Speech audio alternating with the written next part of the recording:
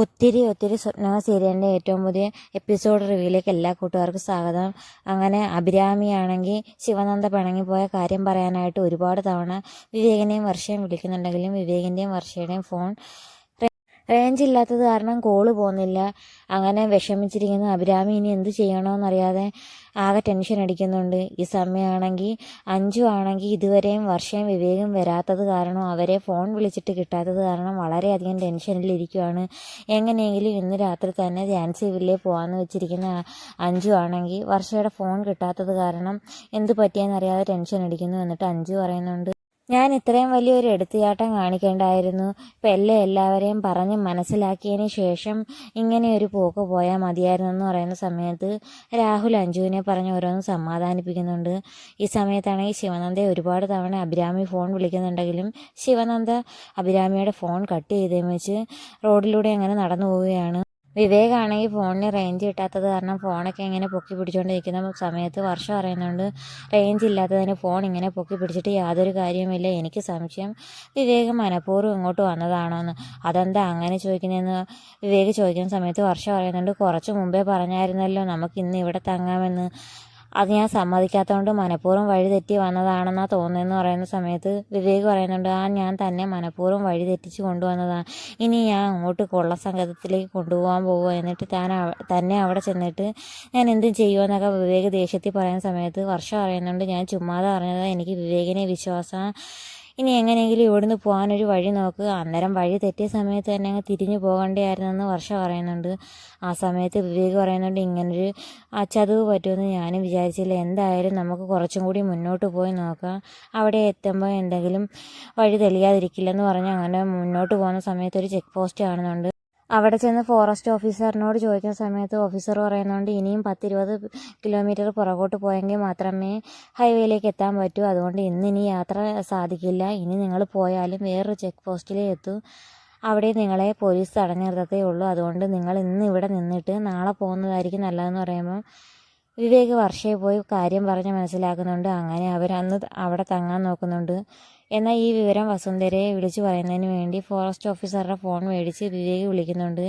ഈ സമയത്താണെങ്കിൽ ഇനിയും വസുന്ധരയോട് കാര്യം പറയാതിരിക്കുന്നത് ശരിയല്ലെന്ന് തോന്നി അഭിരാമിയാണെങ്കിൽ കാര്യം പറയാൻ വസുന്ധരയുടെ അടുത്തേക്ക് എത്തുന്നുണ്ട്. വസുന്ധരയാണെങ്കിൽ വിവേകിനെയും വർഷയെയും അഞ്ജുവിനെയൊന്നും ഫോൺ വിളിച്ചിട്ട് കിട്ടാത്തത് കാരണം ടെൻഷൻ അടിച്ച് നിൽക്കുന്ന സമയത്ത് അഭിരാമി എന്ന് വസുന്ധരയോട് കാര്യം പറയാൻ ശ്രമിക്കുന്നുണ്ടെങ്കിലും വസുന്ധരയെ കാണുമ്പോൾ ടെൻഷൻ കാരണം അഭിരാമിക്ക് പറയാൻ സാധിക്കുന്നില്ല. അങ്ങനെ ഒരു ഗ്ലാസ് വെള്ളം ചോദിക്കുന്നുണ്ട്. വെള്ളം കുടിച്ചിട്ട് പറയാമെന്ന് പറയുന്നുണ്ട്. ഞാൻ പറയുന്ന കാര്യങ്ങൾ കേൾക്കാം, ആൻറ്റി സമാധാനത്തോടെ നിൽക്കണമെന്നൊക്കെ അഭിരാമി പറയുന്നത് കേട്ടിട്ട് വസുന്ധര പറയുന്നുണ്ട്, നീ എന്തുവാന്ന് വെച്ചാൽ സ്ട്രെയിറ്റ് ആയിട്ട് അങ്ങ് പറ, എനിക്കിങ്ങനെ വളച്ചൊടിച്ച് പറയുന്നത് ഇഷ്ടമല്ലെന്ന് പറയുന്നുണ്ട്. അങ്ങനെ അഭിരാമി വെള്ളം കുടിച്ചിട്ട് പറയാൻ ശ്രമിക്കുന്ന സമയത്താണെങ്കിൽ വിവേക് വസുന്ധരയെ ഫോൺ വിളിക്കുന്നുണ്ട്. എന്നിട്ട് റേഞ്ച് ഇല്ലാതെ അവിടെ കാട്ടിലകപ്പെട്ടു പോയി. അഞ്ജു ആണെങ്കിൽ വാള് വെച്ച് അവശയായി കിടക്കുന്നു. എൻ്റെ അരികെ വർഷ മാത്രം നിൽപ്പുണ്ടെന്ന് പറയുന്ന സമയത്ത് വർഷയുടെ കയ്യിൽ ഫോൺ കൊടുക്കുന്നുണ്ട്. നിങ്ങൾ സേഫാണോ, അവിടെ ലേഡി പോലീസ് ഓഫീസർ ഉണ്ടോ എന്നൊക്കെ ചോദിക്കുന്നുണ്ട്. എന്നിട്ട് വിവേകിനോട് പറയുന്നുണ്ട്, രണ്ടുപേരെ സുരക്ഷിതമായി നോക്കിക്കോണം, അവരെ സുരക്ഷിതമായി വീട്ടിലെത്തിക്കണമെന്നൊക്കെ പറയുന്നുണ്ട്. അങ്ങനെ ആ സമയത്ത് വിവേക് പറയുന്നുണ്ട്, ഞാൻ വർഷയെ പൊന്നുപോലെ നോക്കിക്കോളാമെന്ന് വസുന്ധരയോട് പറയുന്നുണ്ട്. അന്നേരം വസുന്ധര പറയുന്നുണ്ട്, രണ്ടുപേരെയും പൊന്നുപോലെ നോക്കണമെന്നൊക്കെ പറഞ്ഞ് ഫോൺ കട്ട് ചെയ്യുന്നുണ്ട്.